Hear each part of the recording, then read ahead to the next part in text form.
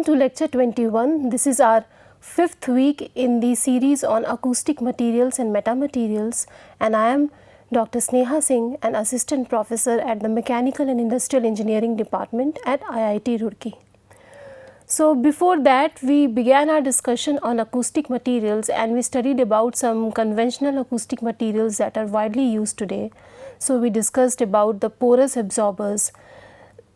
Firstly, we discussed about the barriers and enclosure materials, and then we discussed about sound absorbers, and within the sound absorbers category we studied about porous absorbers. Then we studied about panel absorbers, then perforated panel absorbers and Helmholtz resonators. So we saw that the perforated panel absorbers, they are a special case of Helmholtz resonators. Today we will deal with micro-perforated panel absorbers. So micro-perforated panel absorbers, as you can see from the name, they are derived from the perforated panel absorbers, but here it is micro-perforated, so they contain micro holes. So what is the effect of just reducing the hole size and how it becomes a different absorber altogether? So let us begin our topic. So to begin, I would like to say what is a micro-perforated panel.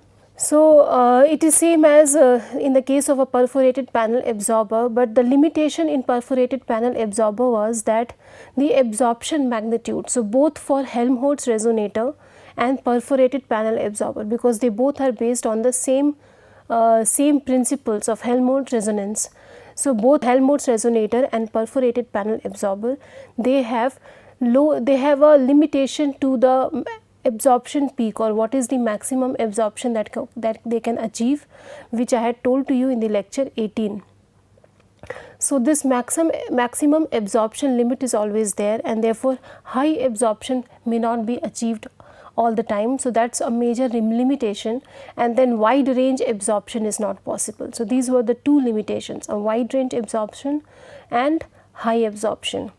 So micro-perforated panels, they are designed to cater to one of this limitation, that is to increase the absorption magnitude. So how does it increase the absorption magnitude? So experimentally and analytically it has been found that, so if you see here, it has been found that the absorption magnitude can be achieved can be increased if holes are made. So higher absorption magnitude can be achieved if the holes are made smaller or sub-millimeter in size. So micro means 10 to the power minus 6 meters is equal to a micron or a micrometer, which means 10 to the power minus 3 millimeters. So usually any holes that are sub-millimeter or fractions of millimeter, that is if hole size here, if hole size or hole diameter is taken as less than 1 millimeter, significantly less than 1 millimeter, maybe 0.1, 0.01, 0.001 and so on, then in that case they are considered as micro holes or small holes. And with the advent of new technology and new machining process, manufacturing such holes has become possible. So initially very small minute holes could not be made, but nowadays they can be made. For example, nowadays we have 3D printers, both the metal 3D printers as well as the polymer 3D printers, and they are capable of actually printing the holes which are less than 1 millimeter, that are 0.1 to 0.01 millimeter. So nowadays it is becoming possible, and such micro-perforated panels have now getting manufactured within the last 10 to 15 years. But this concept was introduced way before the manufacturing of the micro-perforated panels began. So anyway, so that is the definition of the micro-perforated panel, which is the panel containing such micro holes or holes with quite less than 1 millimeter diameter.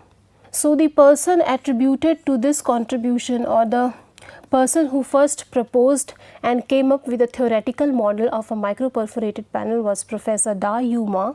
So his works were there in his papers, which I will give you a reference for, in the year 1980. From the year 1980 itself he had proposed a full analytical model for micro-perforated panel.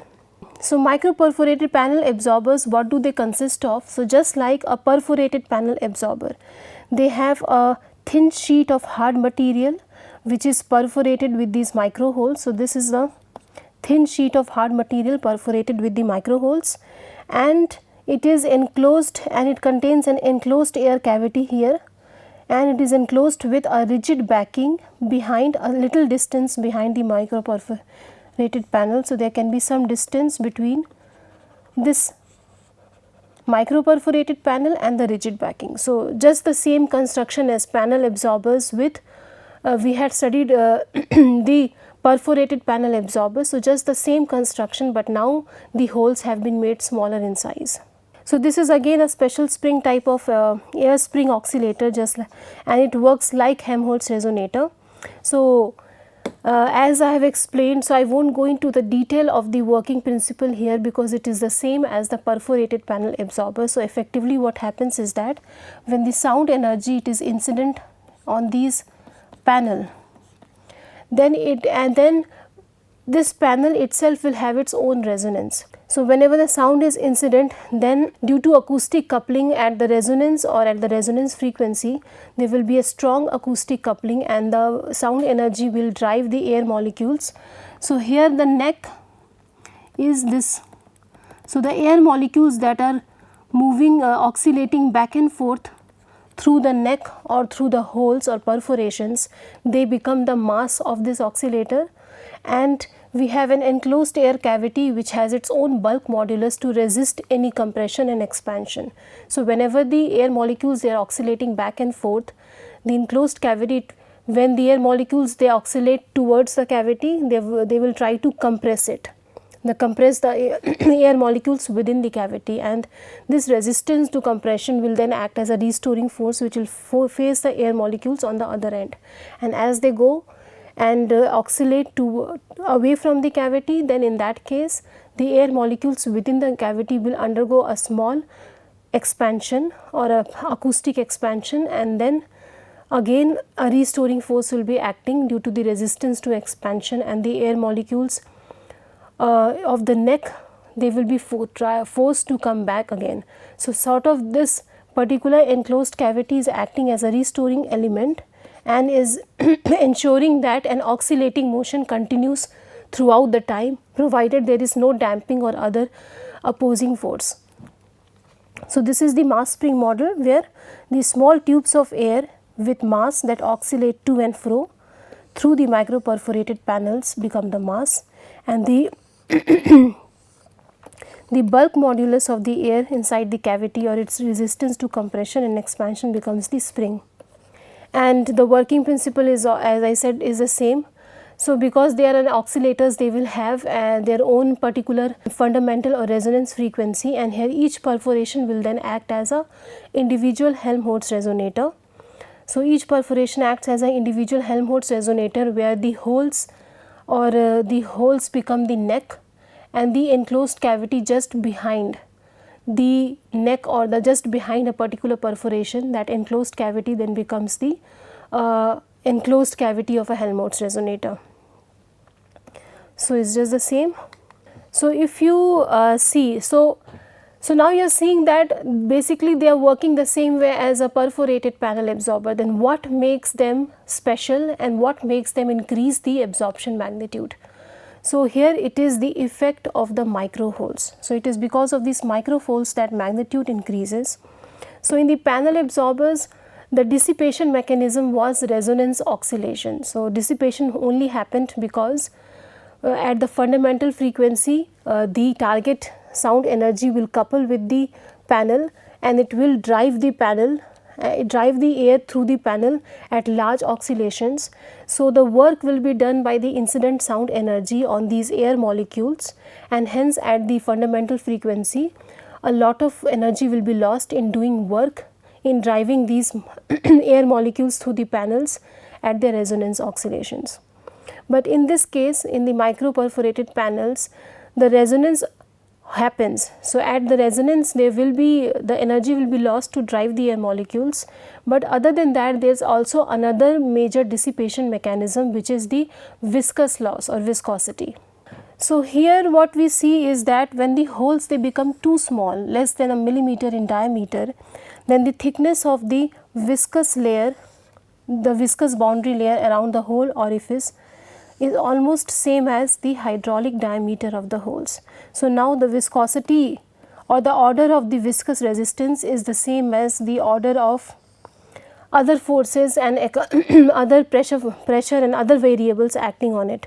So in that case it cannot be neglected, very high viscous losses that take place. So that is the difference. As air passes through the perforations and therefore a high absorption magnitude is observed. To explain this point further, if we have a look at this particular figure here. So this is a magnified view of a micro-perforated panel. So here we have, this is the material or the panel material, and these are those micro holes. So all these are the micro holes. So as you see that whenever these the sound, the air particles, they are moving around. So as they move around and they approach the boundary of the solid, then we have this, due to viscosity we have a boundary layer where the flow becomes non-uniform. So because the viscous resistance tries to oppose the velocity of the flowing fluid. So here this shows the velocity profile. So what you see is whenever these air particles they are approaching this solid particle, so all around the boundary, wherever all around the boundary there is a relative motion between air and the material, then this velocity profile it suddenly decreases because of the viscosity. So to explain it in more detail here, so I have just enlarged the view to one particular hole here. So here you see is this is the zone where the viscosity is the maximum. So this is the zone where viscosity acts. So overall what happens, suppose we have some hole. So if this is some material here,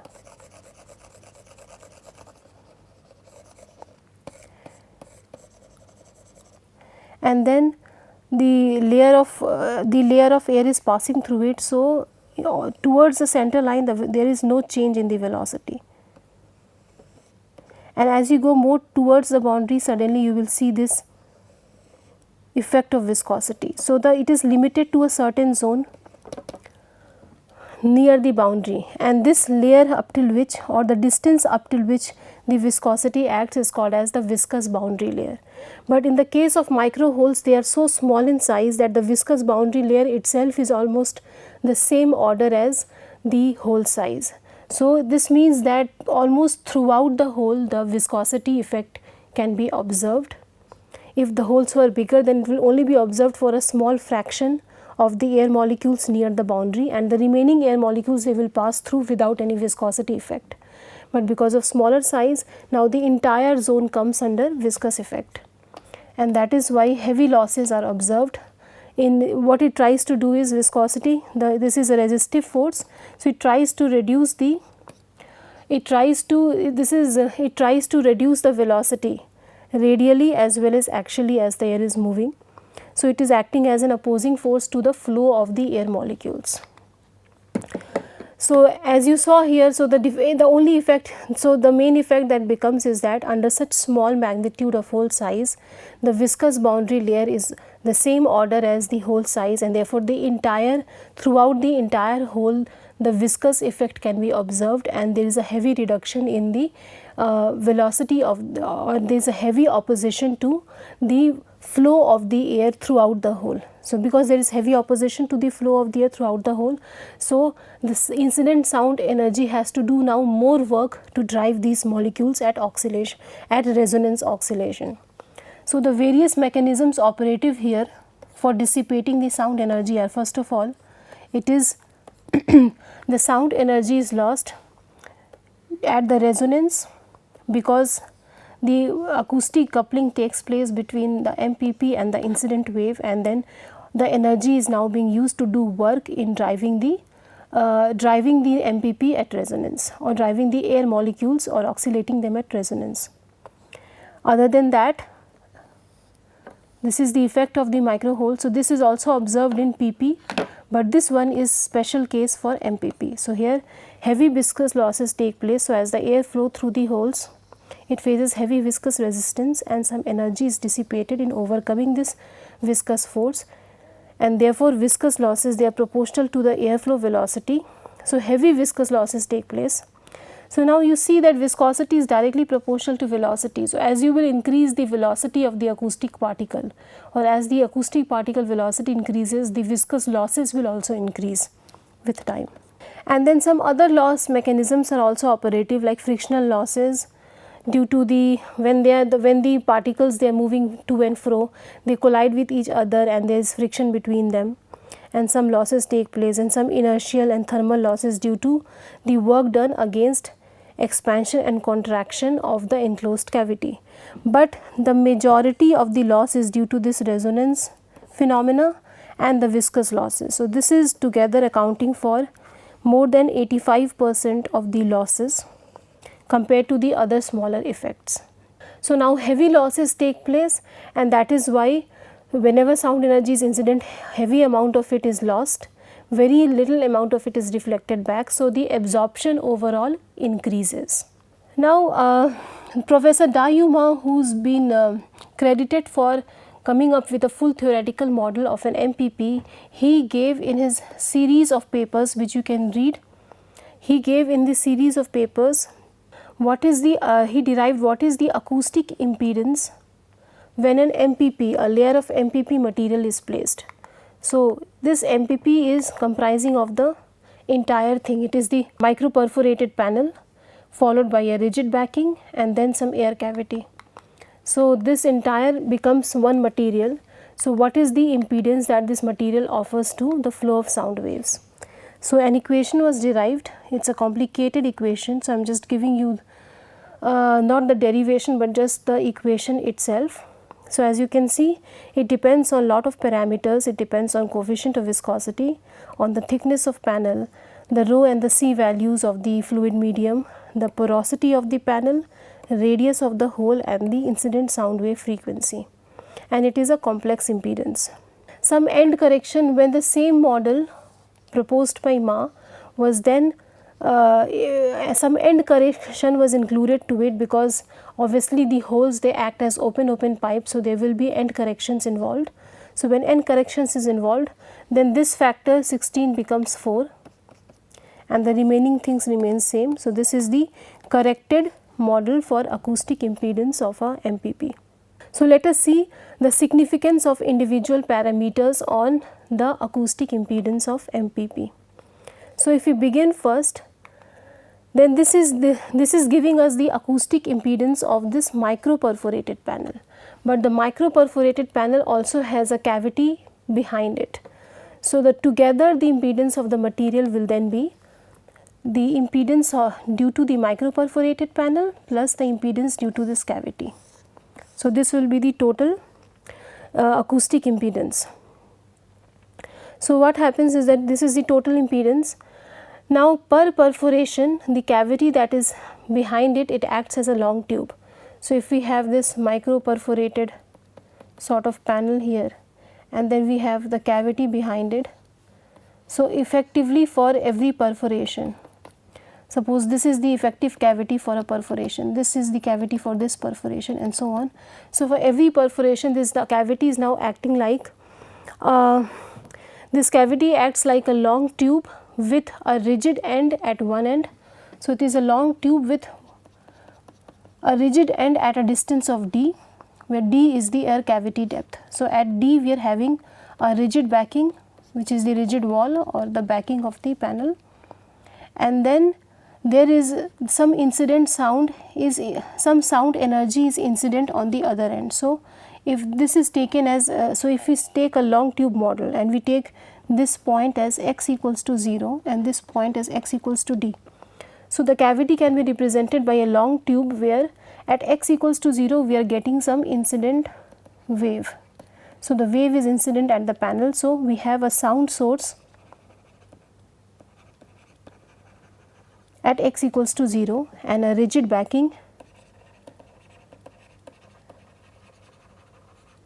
at x equals to d. So this is what is the cavity. It acts as a long tube driven by a harmonic plane wave source at x equals to 0 and terminated by a rigid backing at x equals to d. So taking a general expression for this cavity, because this is a constraint medium and the source acts at x equals to 0 and ends at d. So here we have, instead of taking the variable x, we are taking the variable as d minus x. Using this new variable we have defined. So here what we get is pressure can simply be represented with this new variable for this constraint medium as a e to the power. So it will be a sum of both forward and backward propagating waves. So it will be a e to the power j omega t plus k d minus x plus b e to the power j omega t minus k of d minus x. So it will be an expression. So this is just a general form of an expression of the sound wave inside this enclosed cavity, which acts as a long tube. So this we have obtained.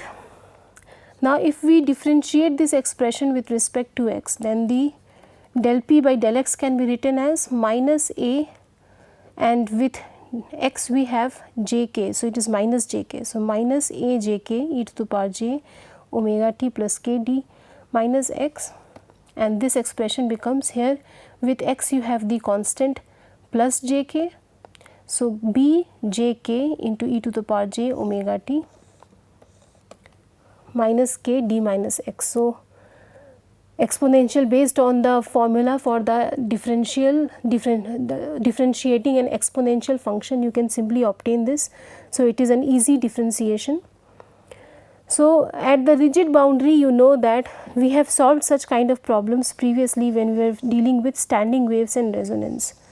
So whenever there is a rigid backing, which means suddenly the impedance is infinity and the acoustic waves stop. So the particles cannot impinge through this rigid boundary. So the condition is that the acoustic particle velocity has to become 0 at the rigid boundary, and the acoustic particle velocity is directly proportional to this quantity, that is the del p by del x. So when v becomes 0, which means del p by del x becomes 0. So that is the condition we have taken, the rigid boundary condition. So if we solve this, so let us put x equals to d here. So del p by del x will be 0 at x equals to d. So if we put the expression of x equals to d here, then this will be d minus d and this will be d minus d. So this overall will be e to the power 0 or 1. So this one constant will cancel out. This is another constant that will cancel out, e to the power j omega t, and jk will cancel out. All the non-zero constants are removed. So what we are left with is this: minus a, then some constant, plus b, then some constant is equal to 0. So from this boundary condition, what we get is a is equal to b. So when a is equal to b, now putting this back again into the expression for pressure, what you get is, you can remove the constant term. So it becomes, this becomes a and this also becomes a becomes b. So a e to the power j omega t, the constant term is taken out, and inside we are left with e to the power j k d minus x plus e to the power minus j k of d minus x. So this is the term we are left with. So using the Euler's relation, this can be broken down as cos of k d minus x plus j times of sin k d minus x, and this obviously by its definition becomes cos of k d minus x minus j of sin k d minus x. So this j term cancels out when you add the two. So you are only left with twice the cos term. So what you get at the end is 2 times of cos k d minus x into a into e to the power j omega t. So this is a sort of a standing wave that is varying sinusoidally only with time but not with respect to x. So this is the kind of pressure that you are getting inside the cavity. So we are deriving what will be the impedance of the cavity, because so we began with this expression that the total impedance is the Z of MPP plus Z of cavity, and this Z of MPP was given by the previous scientists. Now if we have to add Z of cavity, so let us see what is the expression for Z of cavity. So now we have obtained the expression for P inside the cavity. And if you go back and refer to lecture 2, where we studied about sound wave propagation, Then a few relationships were derived for any acoustic medium. One of that relationship was this, and this relationship was one of the standard relationship for any acoustic medium. So using this relationship, V or the particle velocity can be obtained as minus 1 by rho integral del P by del X from this equation. So when you solve this, this becomes minus 1 by rho, and in the integral you have del P by del X. So when you differentiate this again with respect to X, so what you get is 2a k times of sine k d minus x. So the differentiation of cos is minus sine, and because we already have a minus sign with respect to x, so minus minus becomes plus. So this is the expression into e to the power j omega t. Now integrating this with respect to time, so we are solving this expression here. So overall what you get is that this thing is a constant with respect to time. It just varies with x. Only this is the part which varies with respect to time. So we only integrate this part, and this part is taken out as constant. So the overall expression now we get for velocity is minus 2ak sine k d minus x into e to the power j omega t by j omega of rho naught. So the integration of e to the power j omega t is e to the power j omega t by j omega. So a j omega term now appears here. So now we have obtained an expression for the acoustic pressure inside the cavity and the particle velocity inside the cavity. So now we can get acoustic impedance, and the acoustic impedance is given by P by V, pressure by velocity ratio. So because this cavity is, so we have this MPP here, and then there is a cavity just at the back. So here MPP is the source. Here the source is incident on the MPP, and then it faces some, the sound wave, it faces some impedance due to the MPP itself, and then just behind the MPP we have cavity. So it faces some impedance due to cavity. So the boundary here is at x equals to 0. So for this particular cavity element, the impedance becomes P by V at x equals to 0. So when you divide the two expressions, so you have this expression and this expression for P and V. When you divide the two, 2a cancels out, cos by sine becomes cot, e to the power j omega t also cancels out. So what you are left with is cot of k d minus x, and this term becomes, this term goes to the top, so it becomes cot k d minus x minus j omega naught, j rho naught omega by k. So this is what you get, j rho naught omega by k cot k d minus x, when you just divide these two terms here. So this is the end expression. You put the value at x equals to 0. So this is the impedance of the cavity that you have found. So let us do a quick parametric study on how the impedance varies with the MPP parameters. So now that we have expression for Z MPP and Z cavity, so this is given to us. So the first control parameter. So control parameters are those parameters in the design of an MPP that will change its acoustic impedance. So the first parameter that affects the acoustic impedance of this particular material is going to be the cavity depth, because Z of cavity depends upon the cavity depth. So depth of cavity, so obviously the Z will be dependent on the target frequency, but other than that, what are the design parameters on which it depends? So it will first depend on the cavity frequency, the cavity depth. So as you see here, this is the model here, cot kd, as this argument, as d increases, the value of cot will go down. So as the argument increases within minus pi by 2 to pi by 2, as the theta angle inside cot increases, cot value goes down. So following that relationship, as d is decreasing, cot will increase. So the magnitude of Z cavity is going to increase. So this is the first relation, how the, so this is what we have found, and then we know that absorption is given by this, but we will use this later. Now let us examine the Z of MPP and what are the parameters that affect it. So what we get is that, let us begin first with porosity. So if you see here, x is the term which is independent of porosity. So, and R, T, all of them are independent of porosity. So, this entire term is independent of porosity. This is independent of porosity. This is independent of porosity. So, porosity only appears in the denominator. So, Z equals to some constant by porosity plus j omega some constant by porosity. So, it is inversely proportional to porosity. So, as the porosity will decrease, the acoustic impedance is going to increase. So, this will be another relationship. So, Z is approximately inversely proportional to the porosity which we have found, because all other quantities are constant here.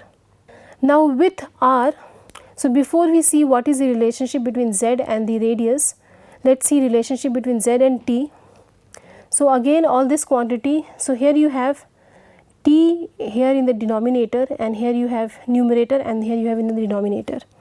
So, when you multiply them together, this factor will be some constant into T, and this will be some constant independent of T. So, we get something multiplied by T plus something plus j omega, then again something that is multiplied by T plus something that is multiplied by T plus some independent quantity. So, overall we are getting Z as some T plus some constant. So, it is sort of a linear relationship plus j both for T plus some constant. So, this is the kind of thing we are getting. So, we are getting some T factor plus some constant and so on. So, as T increases, both the real and the complex the imaginary quantity will increase. So, Z MPP will increase as T increases, because T appears effectively in the numerator. And now, if you have a look at R, then R follows a bit of a complicated relationship. So, here what you see is that this is in the denominator R square, but X square itself is some R times of something. So, root of R comes out. So, you have R by R square. So, this becomes 1 by R, almost of the order of 1 by R, and this becomes R square. So, this becomes a constant.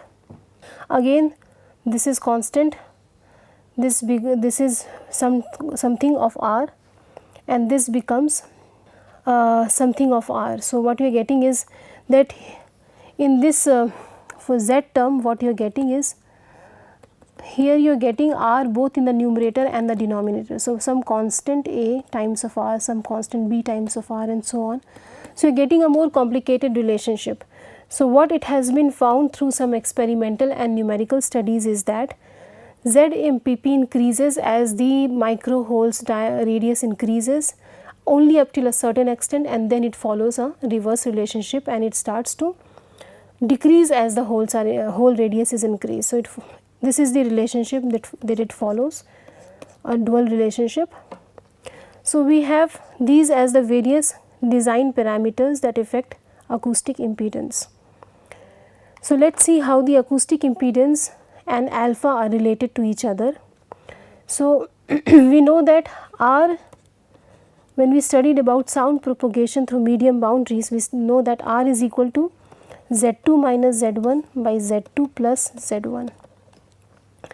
And here Z1 is this particular medium of air here. So, this is some rho c. So, this becomes Z2 minus rho c by Z2 plus rho c. So, the incident medium has rho c, and the new medium, which is the perforated MPP material, this has some new impedance which is a complicated term we have found.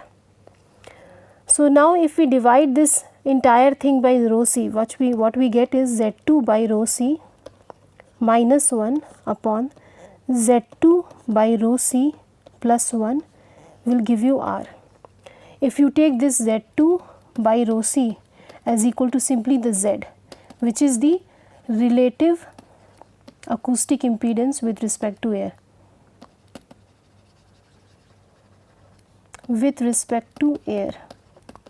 So, Z is taken as a relative acoustic impedance with respect to air, then you get the term as R is equal to, simply can be replaced by this relative acoustic impedance of the MPP material minus 1, where 1 is the relative acoustic impedance of air, into this. So we have expressed it in relative terms by dividing numerator and denominator by rho c. So this is the expression we are getting, alpha is equal to 1 minus mod of r square, and r is given by this expression. So we have already discussed this equation of alpha and r before, when we were 3 to 4 times before, whenever we studied about sound absorption coefficient. So let us plot the graph of this particular function. So let us plot alpha versus z. So how does alpha vary with z? So I did a numerical study and this is my result. So as z is varied between 0 to some infinity or large number, let us say 300, and I saw how does the alpha vary with it. So this is the graph of alpha versus z, where alpha is given by 1 minus z minus 1 by z plus 1 whole square. So this is the graph of this particular expression.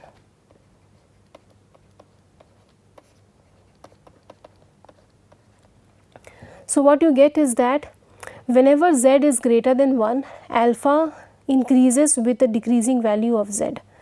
So as you increase z, alpha decrease. So as you increase z, alpha decreases, or the other way around, as you decrease z, alpha increases. So there is an inverse relationship.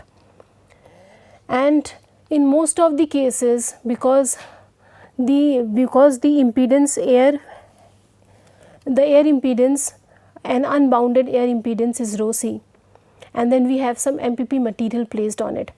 So most of the cases it is the MPP which is restricting it. So compared to the air, the MPP material will have an impedance which is greater than the air. So in most of the cases, Z will be, the relative impedance of the MPP material is going to be greater than the relative impedance of an unbounded air medium. So Z will be greater than 1. So that is why we only consider this particular case, and the relationship that we obtain is alpha increases as Z value decreases. So now we already have this. The control parameters that we have found for MPP are pore radius, porosity, panel thickness and the cavity depth. So it depends on all these 4 properties. So the Z depends on these properties, and we found this is the kind of relationship. And because we are taking this particular case, because for most of the cases, 99% of the cases, MPP will have an impedance more than that of air. So in this case, alpha follows a reverse relationship than Z. So this is the overall relationship. How does the various design parameters of an MPP influence its absorption? So we will have a look at these parameters again in our next class. So see you for the next class. Thank you.